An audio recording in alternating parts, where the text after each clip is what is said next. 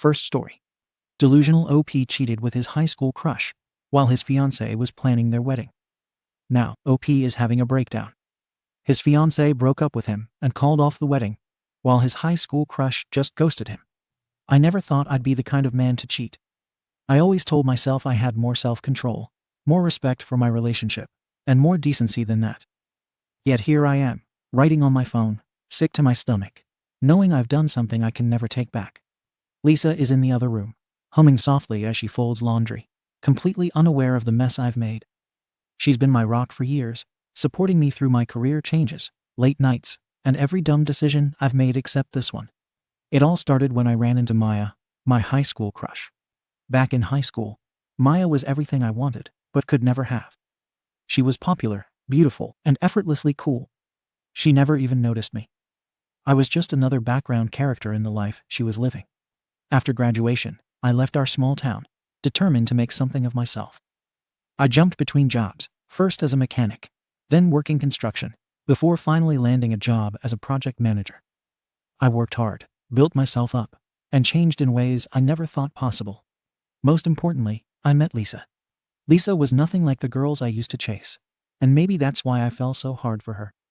She was steady, supportive, and saw potential in me when I wasn't even sure I saw it in myself. We started dating 5 years ago and got engaged last year. We were deep into wedding planning, mapping out our future, and making real, concrete plans until I messed it all up. One night, after work, I grabbed drinks with some coworkers. I didn't expect to see Maya behind the bar, but the moment I recognized her, something inside me shifted. She didn't recognize me at first, but when I told her my name, I saw the flash of surprise on her face. She looked at me differently now, like she was seeing me for the first time. We caught up for a bit, exchanging stories about the years that had passed. She stayed in town, still bartending, still figuring things out. I told her about my job, about Lisa, and about our wedding plans. She listened intently, nodding, but there was something in her expression that felt almost wistful. That should have been the end of it.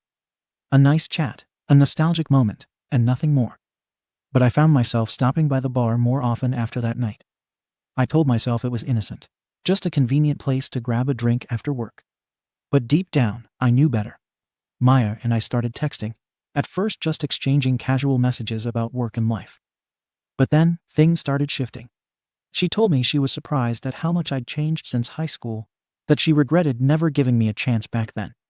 She joked that she must have been blind not to notice me. Those words did something to me. I'd spent years thinking I was over my high school insecurities. But hearing her say those things made me feel like the kid who had always wanted her attention. I should have shut it down. I should have stopped responding. I should have recognized that I was playing with fire. But instead, I let it feed my ego. One night, after too many drinks, I found myself lingering at the bar long after my friends had left. Maya and I kept talking, the conversation becoming more personal, more intimate. She told me she admired how driven I was, how much I had grown into myself. There was a moment where we were just looking at each other, and I knew this was the turning point. I should have walked away. I should have gone home to Lisa. But I didn't. I followed Maya back to her place that night, and the moment the door shut behind us, I crossed a line I could never uncross. The next morning, I woke up in Maya's bed with a pounding headache and a crushing sense of guilt. She was still asleep beside me, tangled in the sheets, looking peaceful and satisfied.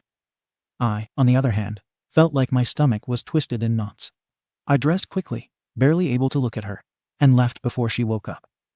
The drive home felt surreal, like I was watching someone else live out my worst nightmare. When I walked through the door, Lisa was in the kitchen making coffee, smiling at me as she asked how my night was. I muttered something about crashing at a coworker's place and avoided her gaze. She kissed my cheek, completely trusting, completely unaware of what I had done. I felt like I was suffocating. The guilt was unbearable. Every time Lisa touched me, it felt wrong. Every time she talked about wedding plans, I couldn't speak.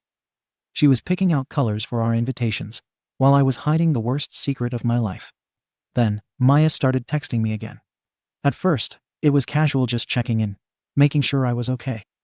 But then she made it clear that she didn't regret what happened, that she wanted to see where things could go. She asked if I was really happy with Lisa, if maybe this was a sign that I was meant to be with someone else. I didn't know what to say. I wanted to believe that what happened was just a stupid, drunken mistake. But the truth was, I had let it happen. I had allowed myself to crave the validation that Maya gave me, to let nostalgia cloud my judgment. I started avoiding both of them, ignoring Maya's texts, and barely engaging with Lisa at home. I could tell Lisa was noticing my distance.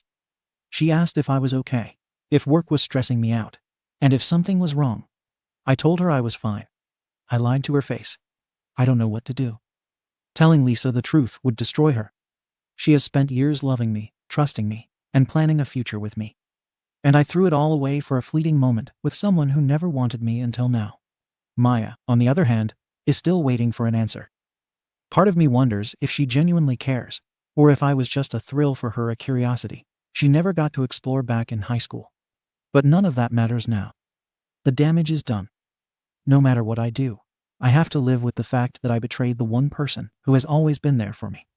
I keep thinking about what people would say if they knew. That Lisa deserves better. That Maya only wanted me now that I was successful. That I ruined my life over a high school fantasy. And they'd be right. Comments. Comments 1. You're not struggling with guilt, you're struggling with the fact that your little affair didn't give you the happiness you thought it would.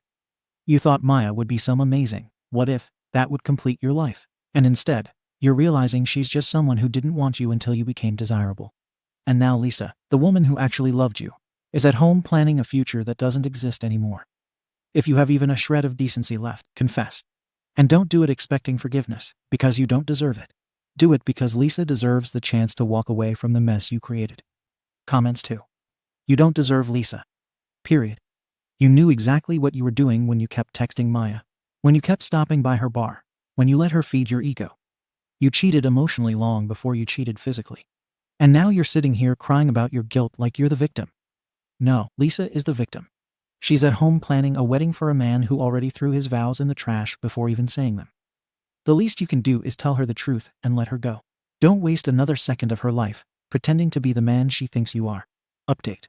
I knew I would have to face the consequences eventually. I just didn't expect it to happen the way it did. I wish I could say I did the right thing and confess to Lisa immediately, but I didn't. Instead, I let my guilt eat away at me for weeks, pretending everything was fine while knowing deep down that it was only a matter of time before the truth came out. And when it finally did, it wasn't on my terms. Lisa found out. I thought I was being careful. I deleted Maya's messages, avoided any contact with her outside of that one night, and buried my guilt deep enough that I convinced myself I could keep living a lie. But what I didn't consider was Maya. She wasn't done with me. At first, she just sent a few messages checking in, reminiscing about that night, hinting that she wanted to see me again. I ignored her, hoping she'd get the message. But then the text got bolder. She started asking why I was pretending nothing happened, why I was acting like she didn't exist. She said she felt used, like I had only wanted her for one night, and then tossed her aside. And then, she made sure Lisa knew. One evening, while Lisa was in the kitchen making dinner, I was in the shower. My phone was on the counter. I had stupidly assumed Maya was finally done reaching out, so I hadn't blocked her. But instead of leaving things alone, she sent multiple long, detailed messages about how she didn't deserve to be ghosted after everything we shared. She claimed I had made promises I never intended to keep, and that Lisa deserved to know the truth. Lisa read it. Maybe because of the constant notification sounds. By the time I walked out of the bathroom, she was standing in the living room, holding my phone, her face completely drained of color. She looked at me with this hollow expression, like I was a stranger she had never met before. And in that moment, I realized I had lost her. She didn't ask for details. She simply told me to get out. I tried to explain, to stutter out some pathetic excuse about how it was a mistake, how it didn't mean anything, how I regretted it every single day since it happened. But nothing I said mattered. Lisa packed a bag for me and set it by the door. She didn't argue. She was just done. I stayed at a friend's place for a while, hoping she'd at least be willing to talk once the initial shock wore off. But when I tried reaching out a few days later, she ignored me. She blocked my number, deleted me from social media, and made it clear that there was no coming back from this. Her sister was the one who finally responded. She told me Lisa wasn't just heartbroken, she was disgusted. She had spent years believing in me, trusting me, thinking we were building something real. And then, in one night, I had taken all of that and thrown it in the trash. She called off the wedding. I had barely wrapped my head around the fact that I had lost Lisa when I got the email from our venue, confirming the cancellation. Lisa had handled everything. She didn't even wait to discuss it with me because in her mind, there was nothing left to discuss. As for Maya, she moved on almost immediately.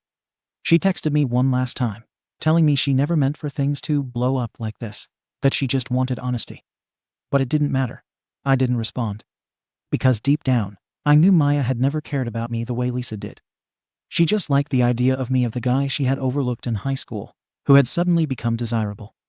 But once the excitement was over, she had no problem lighting the match that burned my life to the ground. It's been months since everything fell apart. And I can finally say that Lisa deserves every bit of happiness that she will find without me. I thought I was chasing a what if with Maya.